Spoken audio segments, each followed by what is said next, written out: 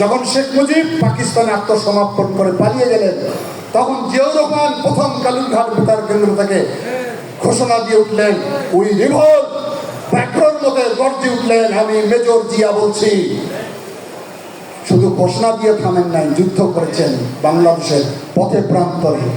সে কারণেই তো আমরা মনে করি, আমরা যারা বিএনপি করি, আমরা সবচেয়ে বেশি দেশপ্রেমিক এবং সবচেয়ে দেশের মায়ার প্রতি বিএনপির লোকরা জড়িত রয়েছে। আর তোমাদের নেতা সবসময় পালায়। শেখ মুজিব আন্দোলন যুদ্ধ শুরু হওয়ার আগে পালিয়েছে, তুমিও পালিয়েছে। আমাদের নেতা নেত্রী পালায় না, যুদ্ধ করে, সংগ্রাম করে, জনগণকে মুক্ত করে, গণতন্ত্রকে মুক্ত করে। এটা হলো বিএনপি।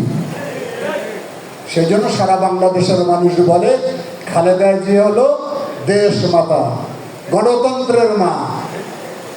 গণতন্ত্রের লড়াই করতে গিয়ে জীবনের কত সোনালি সময় জেলখানার অন্তরীণ ছিলেন, আপোষ করেনি। এ কারণেই মনে করতে হবে আওয়ামী লীগ একটা খুনি, একটি চোরের দুর্নীতিবাজ দল, আপাতমস্তক দুর্নীতি। মানুষ শুনি টাকা লুটপাট করেছে 1000 বা 2000 বা 2 লাখ বা 1 কোটি টাকা, আর ওদের পিয়নের কাছে নাকি হাজার হাজার কোটি টাকা। সেটা উনি বলেন, শেখ হাসিনা নিজে বলেন যে আমার পিয়নের কাছে 400 কোটি টাকা। কোন দেশে ছিলাম আমরা? টাকার কোনো শেষ নাই। এই টাকা কার? এই টাকা জনগণের। জনগণের টাকা আত্মসাৎ করে তারা নিজেরা মোটা তাজা হয়েছে, জনগণকে কঙ্কাল সারে রূপান্তরিত করেছে। জনগণ যাতে কথা বলতে না পারে সেই জন্য মামলা হামলা আমাদের উপর নির্যাতন নেমে এসেছে। বিএনপি কি রাজপথ থেকে ছেড়ে গিয়েছে কোনো সময়?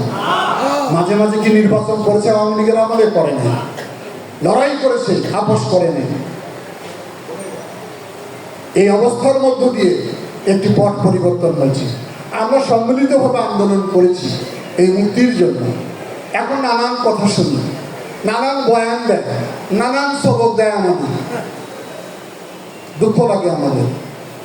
বিএনপির আত্মত্যাগ, বিএনপির সংগ্রাম বাংলাদেশের সোনালী অক্ষরে লেখা থাকবে চিরদিন। যারা সবক দিচ্ছেন তাদেরকে বলি, বক্তব্য দিয়ে আমাদের মধ্যে বিভ্রান্তি সৃষ্টি করেন না। বিএনপির আন্দোলনকে খাটো করে দেখার চেষ্টা করবেন না। কারণ বিএনপির এই জুলাই আন্দোলনে প্রায় 450 নেতাকর্মী আত্মহত্যা দিয়েছে।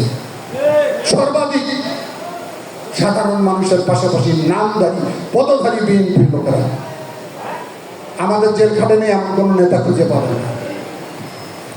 আর কিছু কিছু নেতা একদিন রিমান্ডে গিয়ে আন্দোলন তুলে নিলাম বলে নাই?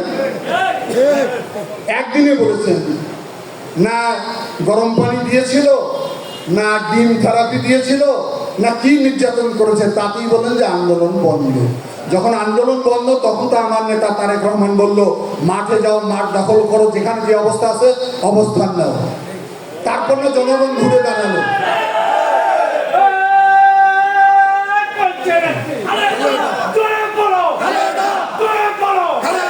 স্লোগান বন্ধ।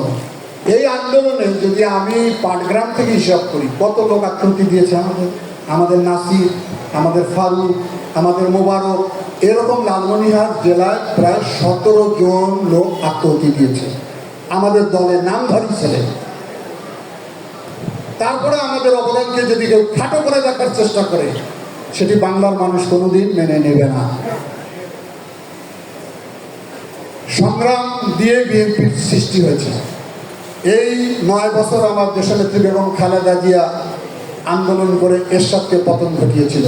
শেখ হাসিনা তো মাঝখানে 2 বার হারিয়ে গিয়েছিল, আপোষ করেছিল। খালেদা জিয়াকে ওই জন্য উপাধি দেয় আপোষহীন দেশনেত্রী বেগম খালেদা জিয়া। এখন কিসের জন্য এত আন্দোলন? কেন এত আত্মহত্যা? কেন এত রক্তপাত?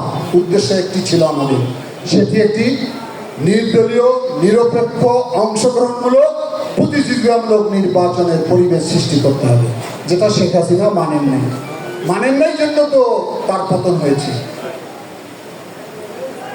এই অন্তর্বর্তীকালীন সরকার কি জন্য এসেছিল? তারা এসেছিল যে দেশে এই ধরনের একটা পরিবেশ তারা তৈরি করে দিবে, কিন্তু সেই পরিবেশের এখন আমরা কোনো লক্ষণ দেখতে পাচ্ছি না। মানুষের আকাঙ্ক্ষা। আমরা যারা নির্বাচনের কথা বলি, অনেকে বলে বিএনপি খালি নির্বাচন নির্বাচন নির্বাচন বলে। আরে নির্বাচনের জন্য তো 17 বছর রাজপথে আমরা ছিলাম। আর অনেকে বলে বিএনপি সংস্কার চায় না। আরে সংস্কার তো বিএনপি প্রথম জাতির সামনে দিয়েছিল 2023 সালে 31 দফা। তখন তো ফেসিবাদী সরকারের আওতায় ছিল, ঘর থেকে বের হন নেই ওই দলের নেতারা, তাদের চেহারারও দেখা পাইনি আমরা। তখন আমাদের নেতা কত সাহসের সঙ্গে জাতির সামনে 31 দফা দিয়েছিল। তখনই উনি ঘোষণা করেছিলেন যে র্যাম্বো করবেন, 2 কক্ষ বিশিষ্ট পার্লামেন্ট করবেন, তারপরে 2বারের বেশি কেউ প্রধানমন্ত্রী থাকতে পারবে না, এরকম অনেক